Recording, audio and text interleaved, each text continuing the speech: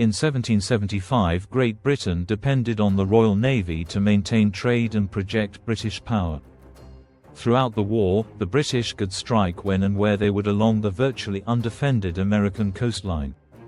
The British Army numbered 48,000 men, about a quarter of the size of the French Army. Unlike the Navy, which depended on conscription and impressment for manpower, the British Army at the time of the American Revolution was a volunteer force. Volunteers were farm laborers or the unemployed, and usually in their early 20s. A life in the army provided steady pay, regular meals and an escape from poverty.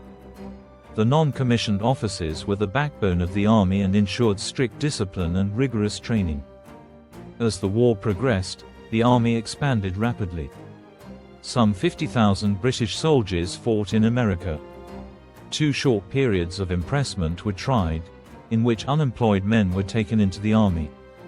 This proved so unpopular in Britain that it was quickly abandoned. The British turned to a well-established 18th-century custom to augment their numbers, namely hiring foreign auxiliaries.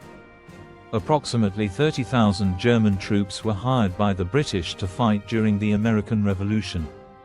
Most of these troops were from the German princely state of Hesse-Kassel, and hence the term Hessians came to be applied to all German troops in America, no matter which princely state from which they may actually have originated.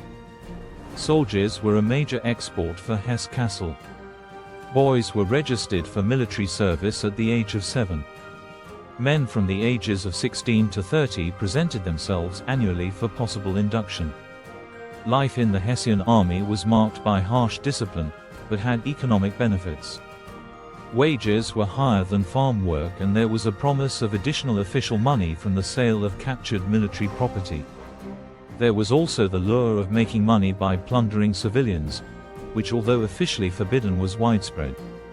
Early in the war, the Continental Congress devised a plan offering 50 acres of land, freedom to practice their religion, and civil liberties to German deserters.